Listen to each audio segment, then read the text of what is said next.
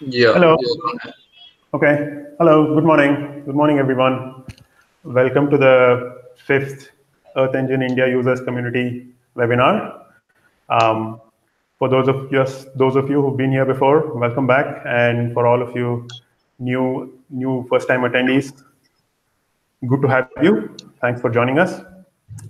So a quick word about this webinar series. We are a bunch of on Earth Engine and geospatial data enthusiasts around the country. We've all gotten together in an online forum. We have a Google group which we've started where we interact and exchange ideas, share skills, and so on. So this webinar is part of the effort that we as a community are putting together. So if any of you are not part of that group, please, you're most welcome to come join us. There will be a link to the group in the description below. You can come join us.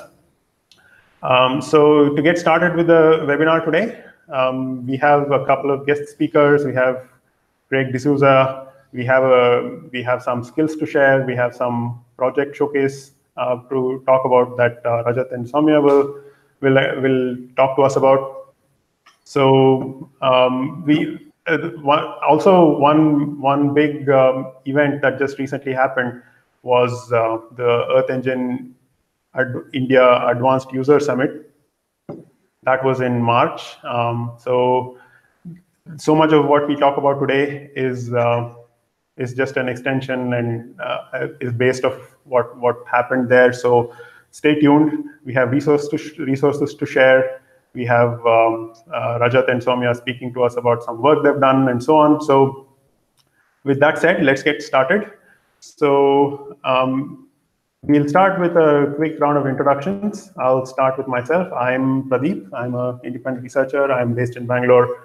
I've been working with Earth Engine for a couple of years now, just trying to understand ecological aspects, natural resource aspects around us. Craig? Yeah. Hey, everyone. I'm Craig, and I'm also an independent researcher, and I work in the domain of water resources, and also a lot of Earth Engine in there. Yeah. Rajat? Yeah, a very good morning to all. I am Rajat. I'm a PhD student at Center of Studies in Resources Engineering. I am working with Professor Surya Durba, and currently I am working on three-dimensional point cloud data. And I've been using Earth Engine from last few months, starting from the Google Earth Engine India Challenge, and I'm looking forward to a nice discussion today. Thanks, Soumya. Hi all, I'm myself Soumya. I'm a master's student at Central Institute of Jharkhand, integrated master's student, and currently from few months I'm using since the Google Earth India Challenge, and I've been using Earth Engine for my urban and ecological and agricultural aspects of research. Thanks. We'll have a good time in the session. Great. Thank you guys. So we'll get started with the material for today. To start off, I'll share my screen.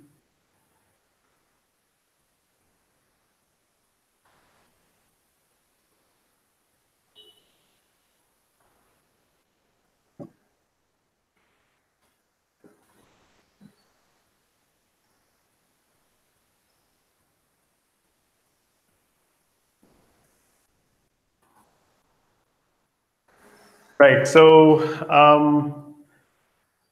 like I was saying, there was the Earth Engine India Advanced User Summit in Bangalore in March, and it was a great event. I was there. All the rest of us, Craig, Soumya, Kanta, and Rajat, we were all there. It was a 3-day summit. There were 80 participants, 50 organizations, 16 training sessions, 15 build-a-thon projects. So a whole bunch of us got together, came up with ideas on projects to build, and sat down and built them right there with so many people to help us live.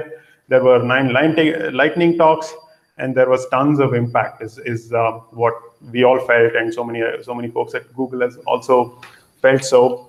So there were people from multiple universities, multiple disciplines, yeah, from all parts of the country. So that was great. So just a quick roundup of some of the highlights. So the first day was an academic track. So there were many people from across the country invited who were in the academic line of work. They run research groups or they teach courses in universities and colleges on geospatial data. So this first day was geared mostly for that kind of an audience. And Dsouza, who is a professor in University of California at San Francisco, he gave an excellent talk and shared with all of us lots of resources that he and others like him have built for teaching geospatial data analysis, GIS, and so on in graduate schools and so on using Earth Engine specifically. So that was great. So lots of faculty members who were there, they shared their ideas. They also had ideas they came with, which formed seeds of projects that their students in the subsequent days joined us and executed on. In the first day itself, there were also multiple talks by people who've used Earth Engine for a while in their research work, in their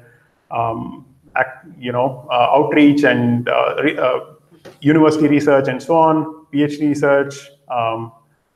And then day 2 and day 3, there were lots of students and researchers who joined us. There were also lots of training sessions and workshop and breakout sessions on Earth Engine apps and classification and all of those. The students also, while there, they came up with ideas that they were interested in tackling using Earth Engine. Those became build-a-thon projects. And while there, they also formed groups amongst themselves based on common themes and ideas and interests. And as groups, they tackled these build-a-thon projects with so many of us doing this together and having many people as resource persons helping with technical queries and so on. This was a really exciting part of the event as well. All the resources that formed part of the event, so which means slides and docs that all speakers put together, they have all been uploaded on the summit website. So this is just a screenshot of the resources page. If you scroll down, the entire list of sessions and events are there. And here at the bottom is the link to the page where you can go and access any of these resources at your own convenience. There's a lot of very good stuff in there. So I highly encourage any of you interested in these things to go in there and access the slides and talks. And these are all for self-paced learning, so that sounds great. Also, there is as part of the event, there was this other exciting announcement that Google made. It's about this thing called the Google Summer of Earth Engine that they have started starting this month. So it's a 3-month summer research program for student and early career researchers. So this is an email that Devja Shah from Google sent out to all of us in the community, and it also went out to everyone who was participating in the event. All of these resources are available online, so I'll just point you to those in a minute. But just to give an overview of this initiative, so Google Summer of Earth Engine is a 3-month summer research program for student and early career researchers. The format is to apply for interested candidates to apply for some proposals that are already there. These are organizations that work on ground on projects of various kinds. They have projects they have proposed, and applicants can read through them and apply to them. The application form and all the online resources are all in here. The application deadline is 15th April, which is just around the corner. And the program period is 1st May to 31st July.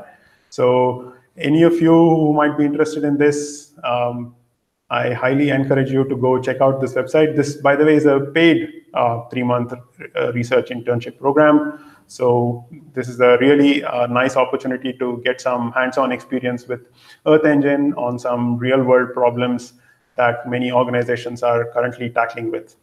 So as part of this, so for this event, there's a website. So the website, the link to the website is in the speaker's notes in the slides, so you can access it anytime. So the Summer of Earth Engine website is right here. The application and everything is here. Timeline, students, proposals, all of these. So please, when you have a moment, go ahead, take a look, explore this website, and if you're interested, please apply. And also spread the word amongst your peers and colleagues and friends about this event, so the word gets out far and wide, so more and more people can apply. That is about the event, the Earth Engine India Users Earth Engine Advanced Summit itself, and all the resources. So like I said, all the resources are available online for any of you to go access anytime. Please do so. And if you're interested in Summer of Earth Engine, please check out the website and apply and spread the word about it. Okay. That is about the event that just happened last month. We'll get on to the next part of the webinar, which is showcase of some of the projects that people in our community have been doing. So this time we have Rajat and Soumya Kanta. We'll have Soumya Kanta start us off with his work. Soumya? Thank you, sir.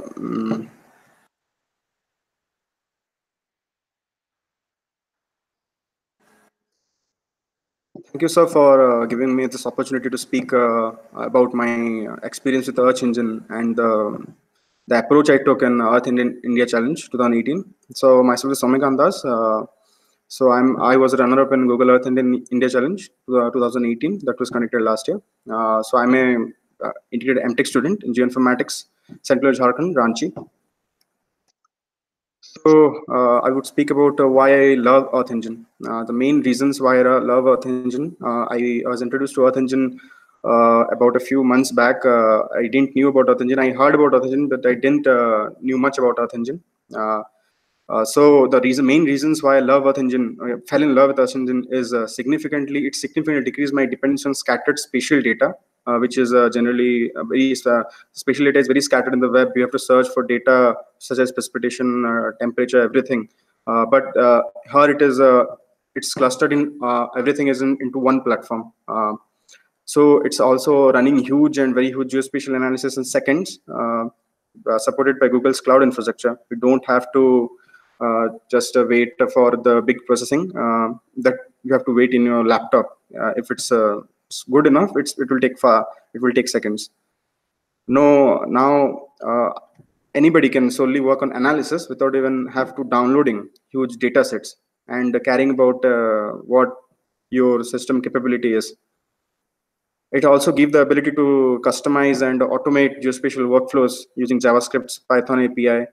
So it's very good platform, and one of my it's favorite. Now it's my favorite. So I will continue to work with this platform.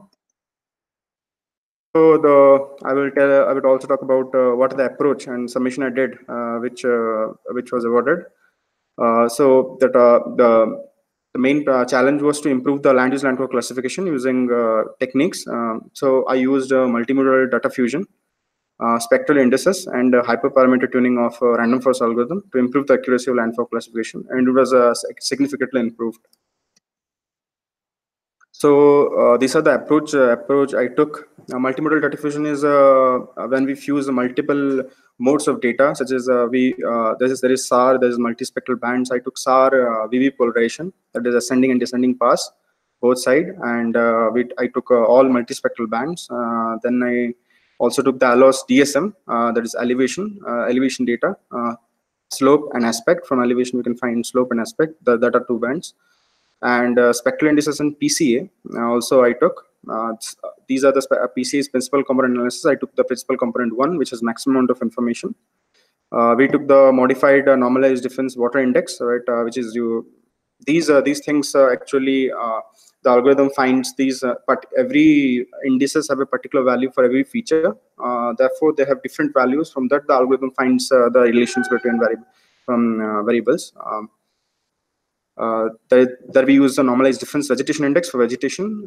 Generally, NDVI have a range of values for every type of feature on the surface, and I also took the bare soil index. The most confused feature on the surface is bare soil. The bare soil is generally confused generally by algorithms. The algorithms get confused with bare soil because its spectral signature match which with nearly when it starts and when it ends, it doesn't generally find out. Therefore, I used a bare soil index for that, so that it will be specific for the algorithm to find out. And also hyperparameter tuning of random forest algorithm. Hyperparameter tuning is we tune the for random forest. It's finding a best parameter that works that gives the maximum performance. So for random forest, there is number of trees. At particular number of trees, it performs best. So we find the best number of trees. I wrote a function that finds the best number of best number of tree at which the performance is optimized. So these are the approaches. So future work with Earth Engine as a geoinformatics student it's actually my day-to-day job to work with huge geospatial data. So it's a great gift by Google for students like me who lacks in computational resources. Doing huge geospatial processing, you require huge computational power. So I really have a crappy laptop. So it's a great gift as it gives results in seconds. Often use Earth Engine, it's easily lets you convert your ideas into code. I love coding, so it's easily lets you convert your ideas into code and that to solutions, real time solutions on the uh, ground. So my primary research area in which I love to work is deep learning, automating geospatial workflows. Geospatial workflows need complex uh, operations to get the final results. Therefore, I try to automate those processes using deep learning. So I'm quite excited. In the in the summit I got a huge idea about TensorFlow and its integration with Earth Engine. So I'm quite excited about integration of Earth Engine deep learning in my future works. I would be very excited. So in my future works, in my MTech project also, I would continue with Earth Engine, with working with Earth Engine. The conclusion: Earth Engine is a very powerful platform for fast, huge geospatial analysis. It's very good platform. LULC classification accuracy can be significantly increased as we got the idea of the challenge by fusion of multiple data, spectral indices, and hyperparameter tuning of algorithms. Awesome learning experience in the Earth and India challenge during solving the problem and also in the summit. Thank you very much for giving me this opportunity.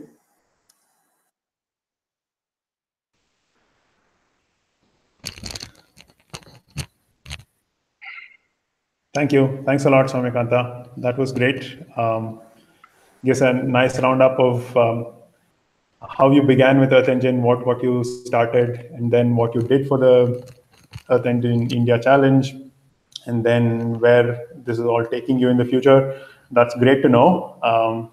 This kind of stuff getting adopted in early stages of graduate school can be very powerful, I think. So that kind of stuff is really nice to see. Great. Okay. Next, we also have Rajat, who will tell us something about work he has done with Earth Engine and Earth Engine India Challenge and all that. Rajat? Thank you, Pradeep sir, and thank you, Soumya, for such an insightful talk. First of all, I'd like to start with thanking Earth Engine India community managers to give me a chance to speak on this session. And I'll quickly share the slides here.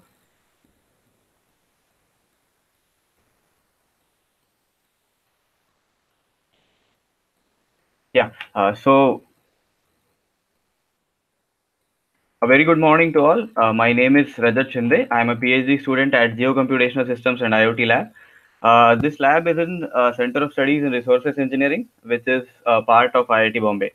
And today I'll be sharing my views on the I'll be trying to make a story behind how I got to work with geoinformatics, remote sensing, Earth Engine, and a bit of machine learning. So quickly, I'll not go into details, but let us just think of what GIS and remote sensing means. So GIS is stands for Geographic Information Systems, and as the name suggests, it is like we deal with information systems related to geographical data. And geographical data is the data which consists of a location-specific data or a spatial data. So with we can say that a tree is standing adjacent to a road, so that carries a spatial context with it when I'm saying that a tree is standing adjacent to a road. Because in information systems, we can consider a road as a line feature and a tree as a point, particular point. So, and both will be having a latitude, longitude information associated with it. So, the geographic information systems, it deals with the geographical data, and we get a very good insight of the geographical data by using our information systems. On the other hand, remote sensing means sensing from a remote platform or sensing from a remote based platform. So, and sensing, as we all know, that sensing is something which we feel about or something like extracting information from the surroundings. So, if I'm saying that a sensor is there and it is sensing the temperature value, so we are trying to measure the temperature in our surrounding. And typically, when I'm talking about remote sensing datasets, so satellite imagery like optical images, so we have this Landsat data or Cartosat data, and then microwave images we have, which deals with synthetic aperture radar images, SAR images. Then we have 3D lidar point cloud data. So LiDAR is light detection and ranging, and it gives a three-dimensional surrounding information of our surrounding. And then we have some airborne platform images and unmanned aerial vehicle images, which are like UAV or drone-based images. So these are all kind of data sets which we use in remote sensing. And then these geographical data, when combined with geographic information systems, we get a like good platform to analyze and manipulate our remote sensing data. So, what could be like good examples, or what could be examples which relate real world problems with geoinformatics or geoinformatics systems? So, like this is a slide, this is an image which I had put from globalforestwatch.org and Google Sustainability. And such this the similar kind of problem was also given to us in Google Earth Engine India Challenge for round one. So you are seeing here that on the left side there is a like dashboard type of thing which is showing that the total area of forest is 316 mega hectares, and the total tree cover is 255 like kilo hectares tree cover gain. So what we can see here is like on the image, please look at the image. The pink regions which are there, they are showing us the total area which has been lost like from the period of 2001 to 2017. Now the question arises: how is it related with geographical information systems?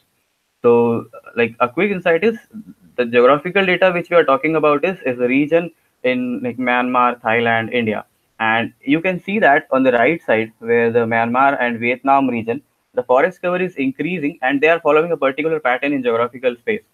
So that like this comes into a GIS problem, and so yeah, we'll move to the next problems, like some other real life problems. So suppose we have a case study in which we want to install solar farms in the places of India where like we could use solar energy to its maximum. So what could be the optimum sites of installing solar farms in India, or let us suppose only speak about India. So going by the geographical space, like we can say that the region where the sunlight is in optimum level, those could be used for locating sites for solar farms. So this again is a real world problem, and yeah, we had got a very good experience in working on this particular problem in our buildathon at Earth Engine India Summit. So, like typically, what we did is we got some information. We like plotted some data for solar farms in Rajasthan, Gujarat, and like down at the south at the Karnataka region. And this justifies the fact that we know that Rajasthan is a bit like desert region, and we get a lot of solar energy in that region. So this particular problem deals with that. Then another problem could be like understanding ecology or understanding biodiversity of a region. So, like if I'm trying to understand a particular ecological species in a particular region, so this kind of problem again like involves geographical data and use of geographical information systems. In the coming slides, I'll come to how we are relating remote sensing data and satellite images with this. But here I am trying to portray how these problems are related to geographical information systems. So if I'm talking about a particular ecology, let's say toads, in India, where I can get like good amount of toads, or what is the most percentage of having toads in a particular region. So we can say that the like marshy region, which are at the coastal regions of India, maybe Sundarbans region or down at the Sri Lankan and India borders, sea borders. So we can say that like mostly near waters, and this connects with geographical information systems. So, like this particular study, Nature Conservation Foundation is there, which is like Pradeep sir is also involved, and Dr. Madhusudan is also involved. So, like I was going through their website and I found it that they are like really doing very good studies in these kind of fields.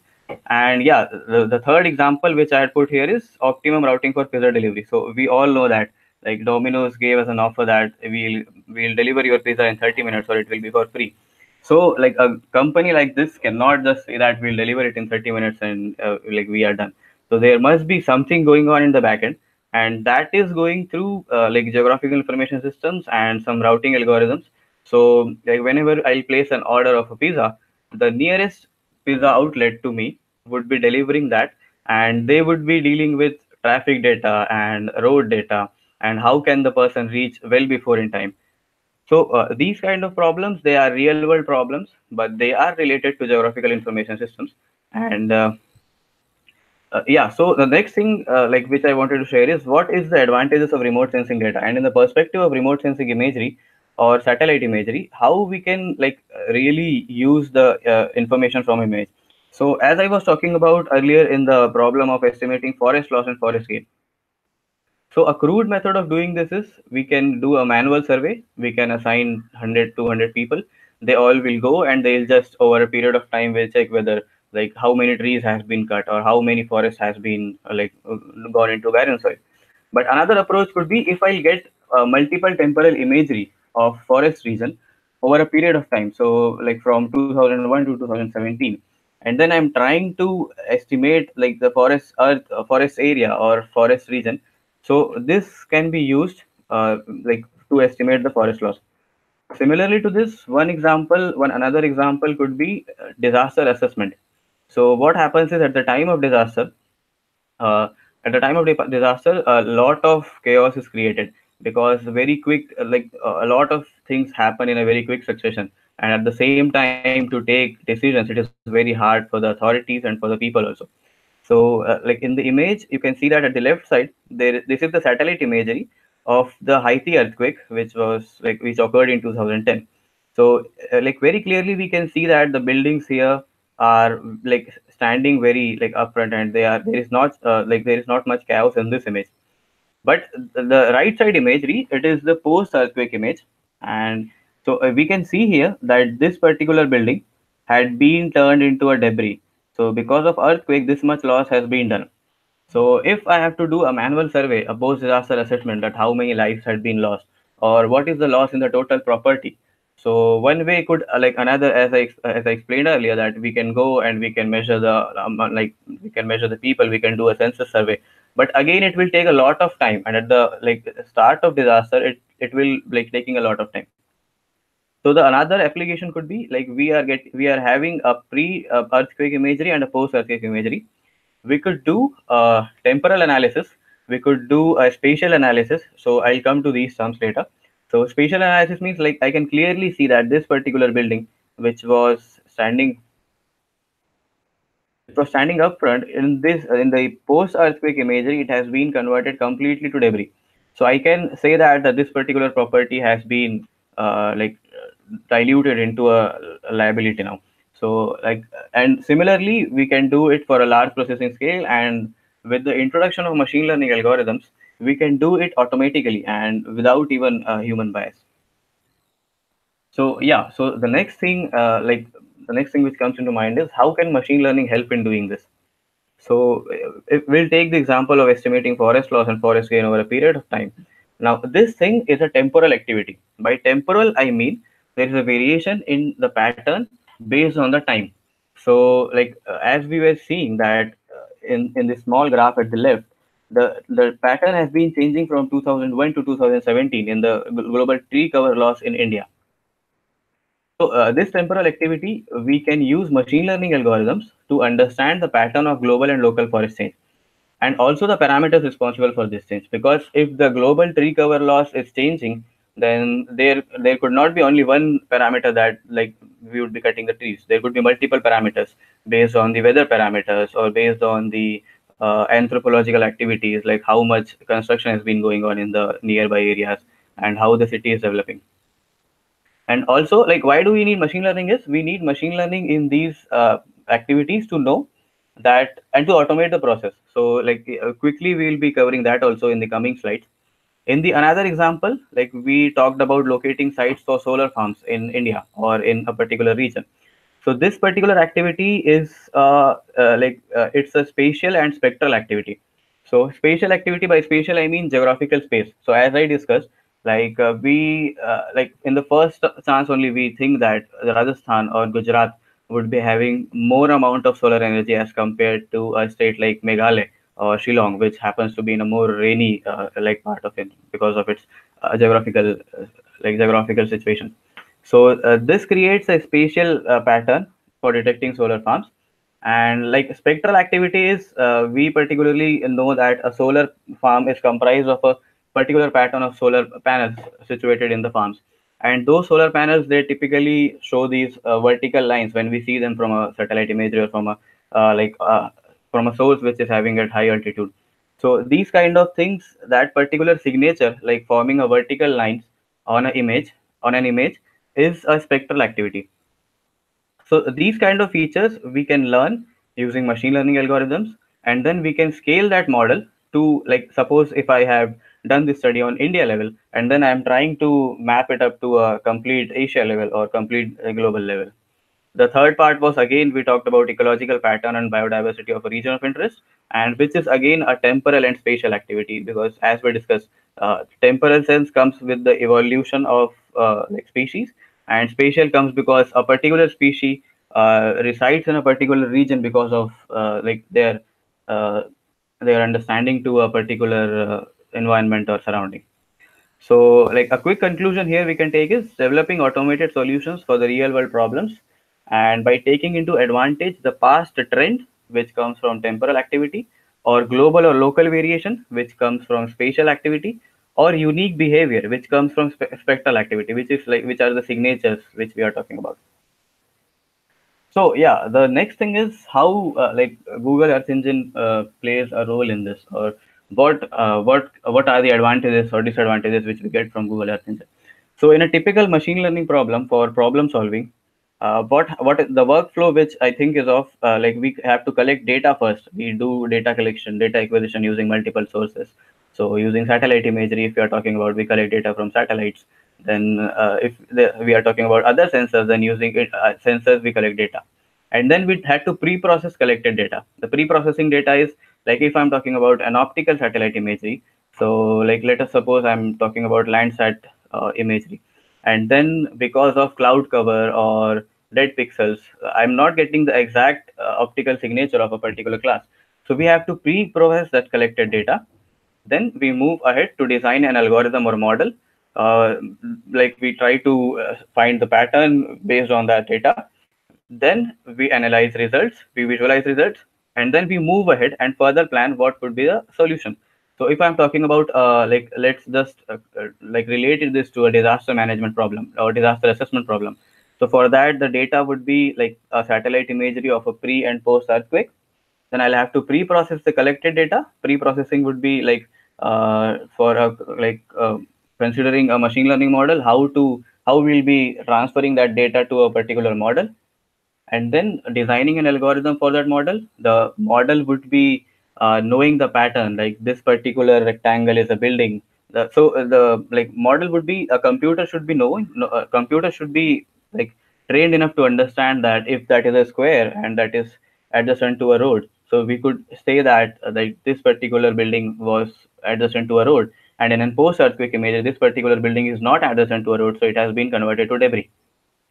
And then like finally we should be able to analyze or visualize results based on our problem. So like if it is quantifying forest loss, then we could be getting area of how much forest has been converted into barren soil or converted into an open ground. When we talk about Google Earth Engine, all these processes, the data collection and pre-process collected data, which is known as the data warehousing in technical terms, then designing algorithm of a model or analyzing or visualizing results, all this has been all this has been provided by Google Earth Engine into a single platform.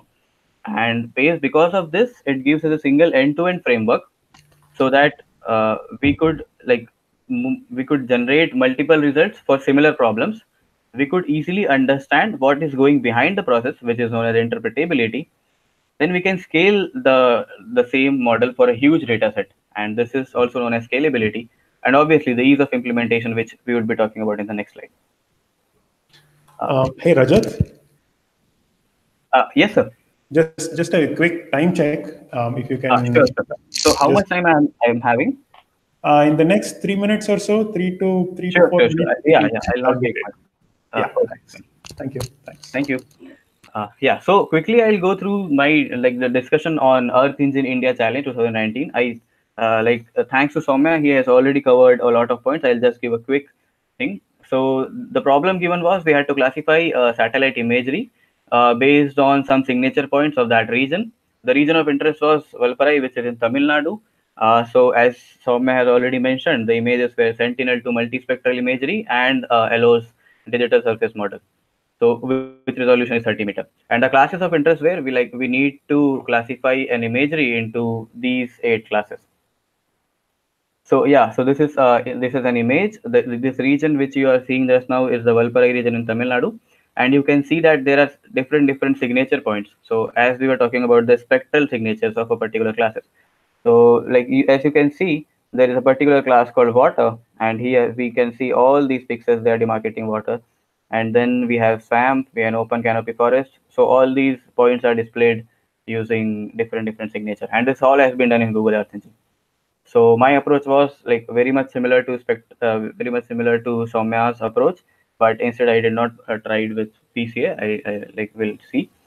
And yeah, so spectral indices are indices which show a particular character for a particular class. So if I'm talking about MNDWI, which is modified normalized difference of water index. So as you can see, this was the original image, and here the water body is shown in this image. And then when I'm trying to calculate the MNDW image, I can very clearly see this is the water body, or this is the water body. So this is a type of mask which is showing me water body and other pixels. So similar to that, there is an NDVI which is used for visualizing vegetation. So all these parts, they are high in vegetation with yellow color, and this dark very fade color white at the center, this is water body, as we all know. So my approach was to try different classifiers, to see what is happening. And you all can see in this table that the accuracy, how it varies for different classifiers. Why particular classifier performed well or not, that is a different discussion. But how Earth Engine or Google Earth Engine, it helps in implementing a classifier. So you can see that if I'm talking about random forest classifier, in the 4 lines of code, I can implement a complete random forest classifier where the argument 55, it represents the number of trees. So Soumya also mentioned about hyperparameter tuning. So hyperparameters are the parameters which we learn during the training of a classifier. And here, yeah, again, same, the quick conclusions. It is very easy to implement a classifier and all the end-to-end pipeline in a Google Earth Engine. So the most important point which I want to point out here is it opens the door of research for non-programming audience also. So even if we are not very good in programming, we can focus more on problem solving using Earth Engine. And so we can try to solve real world problems without going into much details. And since it is processing on the cloud, it is very fast. The computation is really fast. And this is a quick chart which is showing the variation of accuracy for a particular random forest algorithm. And like by varying the number of trees, which was the hyperparameter for this. So Soumya has also mentioned about this, but I am just showing you a chart. So you can see for 40, the accuracy, 40 number of trees accuracy somewhere between 82.3, and then like it goes very like it surges to a value of 83.3 when the number of trees is 55. So this particular thing, when we are trying to train our model for a optimum hyperparameter, this is known as grid search technique. And yeah, I think like I am done from my side. If you have any questions, then please post it in the group. And thank you, sir. I am done. So I'll hand over to Pradeep, sir. Yeah, great. Thanks. Thank you, Rajat. That was great. That was a great overview.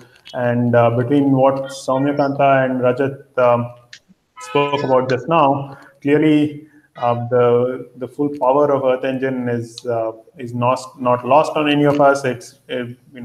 So many of us recognize it. And like Rajat just mentioned, it also opens up the whole data space into people who may not be traditional programmers. So that can be very empowering, and all of that you can get right down to analysis and addressing questions and solutions and all of that. So great, thank you so much for both of you for doing this.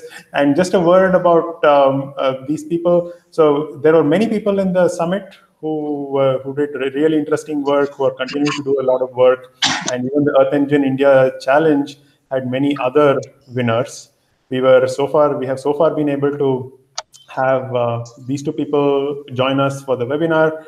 But if any of the rest of you wants to join, please feel free to reach us, and we will definitely work with you and bring you on and let you bring you on one of these events as well. So, and having said that, so we'll move quickly on to what Craig has to tell us today. So he's going to lead the segment on sharing a skill. This time it's going to be on exports. Craig? Yeah. Hey everyone. So we've covered a lot of ground today. You've heard a lot from different users about their initial experiences in Earth Engine. And in today's session on Learn a Skill, what I'll be covering is exports. So initially, give me a second.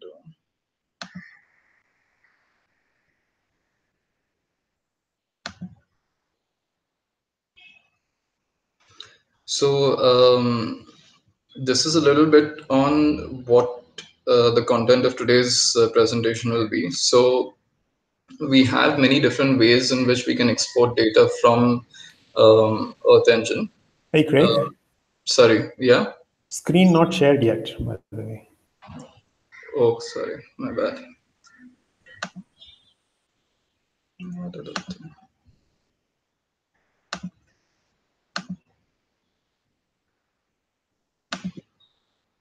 Yeah, thanks for that, Pradeep. So you can see my screen now, I guess. Yes, thanks. Yeah. So this content is in the slides that we've shared for today's presentation, and I've also put in a link to the repository where at the bottom where you can go and check out each of these scripts later at your own time. Uh, so there are different ways in which you can export data out of Earth Engine. You can export images, tables, map tiles. You can export videos. Um, there's a it would have obviously be a lot of ground to cover, but in today's session we'll be covering just a few of the basics. So images, exporting them to Drive and exporting them to assets, and similarly tables, which could be any of CSV, GeoJSON, KML, Shape, etc. Exporting them also to Drive or to Asset. We won't be covering anything about TensorFlow records. That's just in there as a note. Earth Engine also does have exports to map tiles. So if you generally want to create your own web applications, export to map tiles is also possible, but that's a little more advanced content that we won't cover today. And similarly, videos for if you're into storytelling and you want to display your results and share it with a wider audience, not a wider audience who don't use Earth Engine and who just want the main insights and who want to understand in a very visual way what your analysis says. You can show them videos too. So yeah, so limiting it just to images and tables. So I'll ask the question about why. So in certain case, why you might want to export your data. So despite the fact that Earth Engine has a broad range of capabilities, at the end of the day, there are each one of us still has a suite of tools that we use for our different analyses, and it isn't always possible to immediately switch over from tools that we're very familiar with to a new platform. So in some cases, you may want to export your data. So take images, for example. You can export images to your drive, and you might want to do that if you want to take it to another platform where you're more familiar, maybe a desktop GIS software, maybe one of the Sentinel toolboxes, anything of that sort. And also, if say if you're sharing some of those imagery, some of that imagery with users who are not Earth Engine users, but also if you want to do some analysis which is not possible yet in Earth Engine, you can also export images to your drive. And the thing to keep in mind here is that you have 15 gigabytes, which is your drive storage, and that storage is used up in with any imagery that you may export to your drive. Um, 15 gigabytes is obviously not a whole lot. So and that's when you might want to also consider exporting to assets. So assets is 250 gigabytes of storage that's available to each individual user for free in the free tier. And there are so one of the limitations. So that's the pro of um, export to assets, obviously. But one of the limitations, or what you would say, is that assets can only be accessed within the code editor. So essentially,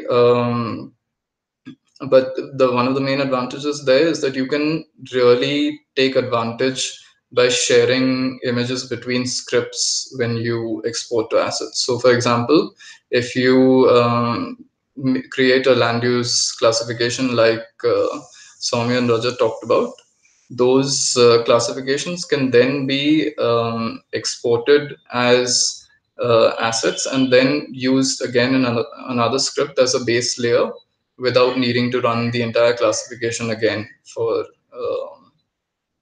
within that new script. Similarly, tables, you may want to export your results to CSV or GeoJSON to take elsewhere to chart or analyze. Of course, Earth Engine does have a lot of charting capabilities, which Pradeep covered in one of our last webinar sessions in detail. So I would encourage you to check out that as well. But if you do want to export your results as CSV or GeoJSON, that's possible too. You can also export your data as spatial data as shapefiles or KMLs. And similarly, you can export your tables also to assets with the same advantages and limitations that I mentioned for images.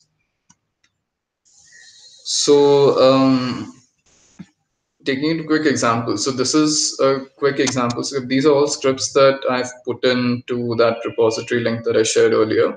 The example on the left is a basic example of exporting a Landsat and auto image to your Google Drive. The parameters that you need to specify aren't many. It's just your prepared image, in this case, a single Landsat image over your area of interest. And this image is of the delta region of the Ganga in West Bengal. So you can specify which drive folder you want to export it to. You can specify dimensions of the image if your region or if your geometry of export is I mean, if the dimensions that you want to export to are different from the dimensions of the geometry, then of course the geometry itself or the region itself is something that's necessary.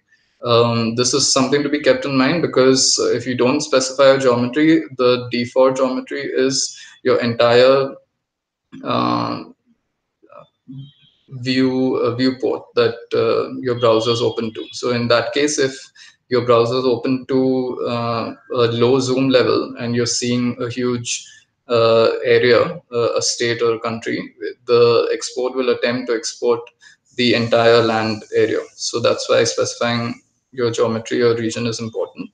Um, and of course, scale. So yeah, scale is another thing where so the default value for scale is 1000 meters, but in this case, we want the original Landsat scale, which is 30 meters.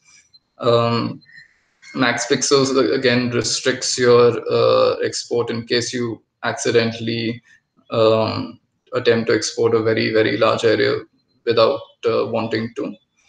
Um, if some parts of your image are masked out and you only want to export a very tiny fraction of the image, you should say skip empty tiles equals true. Then again, shard size and file dimensions. If you have very large images that you're exporting um, to drive and you don't want them to be split up into separate images because Google attempts to, once your image size goes above 4 GB, images are split up into individual images. But if you want to play around with that and change the dimensions of your file, the dimensions meaning file size of your file, you can play around with those parameters. Similarly, on the right, what we have is an example of a export not of an auto image but a plain land use classification. So in this case, it's a single band image, and many of the parameters are pretty similar to um, your auto image. You can also export images, so land use classification images as they appear in the code editor. So in the example that I've shown you on the right, um, the classification would be exported with values such as 0 to 7. I think there are 7 individual land classes. So 0 to 7 in a single band. But if you want to export that land use classification image with the styling, with the colors that you've assigned it, you can instead export it. You can first visualize it, which makes 3 bands R, G, and B out of your land use classification. So the blue pixel, for example, in that export would in that image would be 0000FF. So that gives you so 3 different bands, and your red and green would be 0, and your blue band would be 255. But that's very similar to just in fact taking a snapshot of your image from your screen.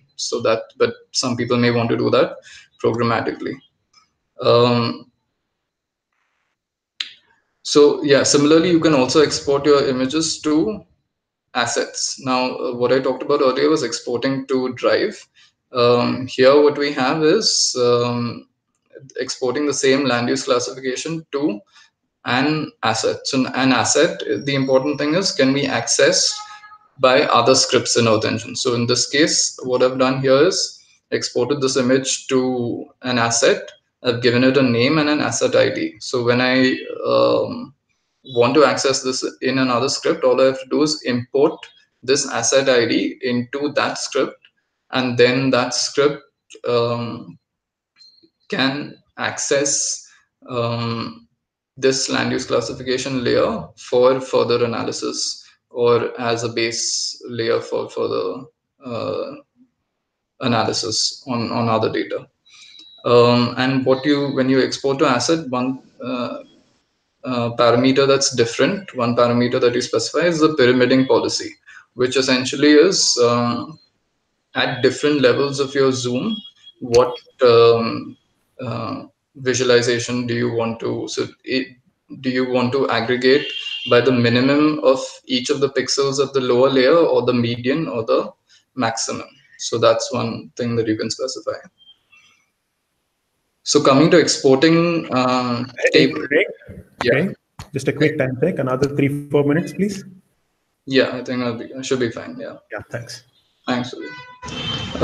So yeah, exporting tables, there are different ways in which you can do it. First, looking at CSV or GeoJSON. Say if you want to take your data elsewhere to export, to visualize.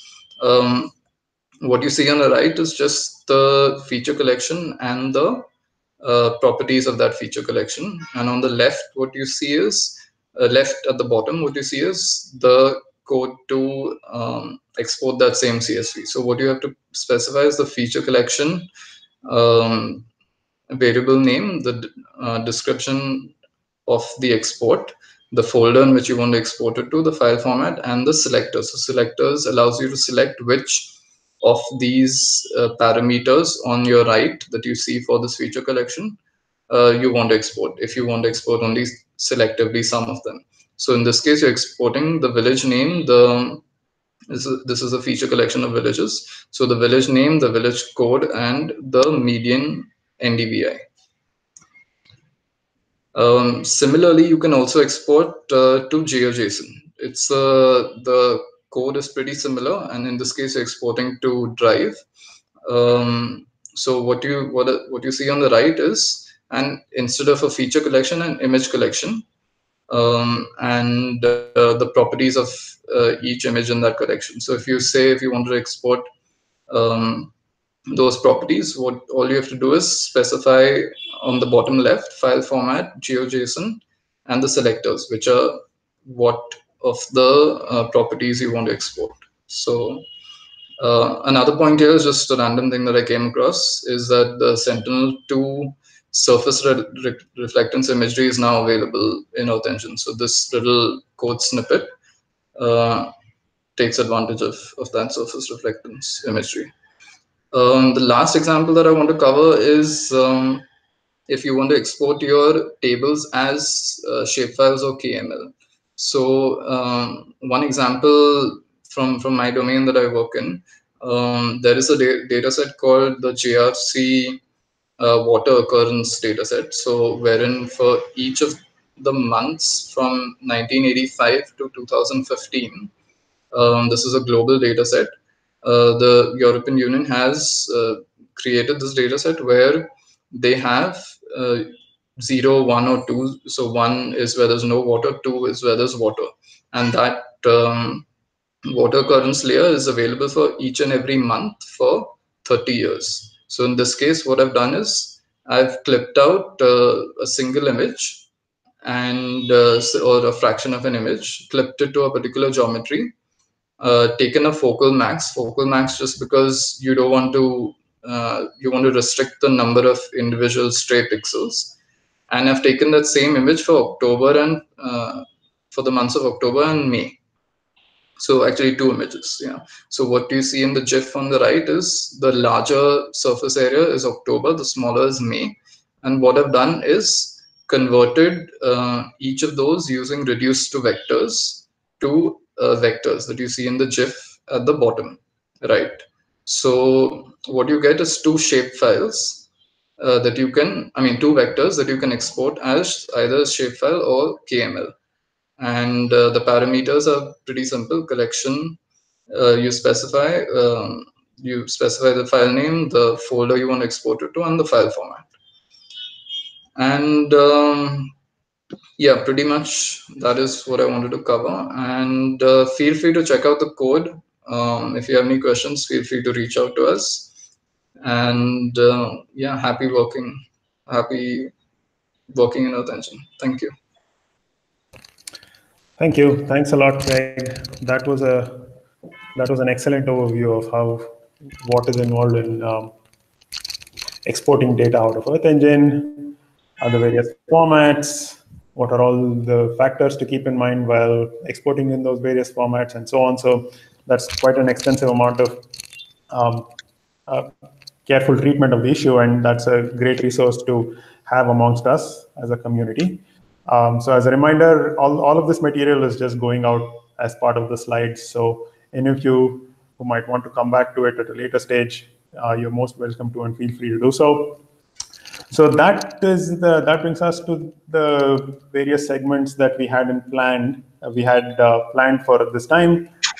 So we will quickly take questions that we have on the chat window.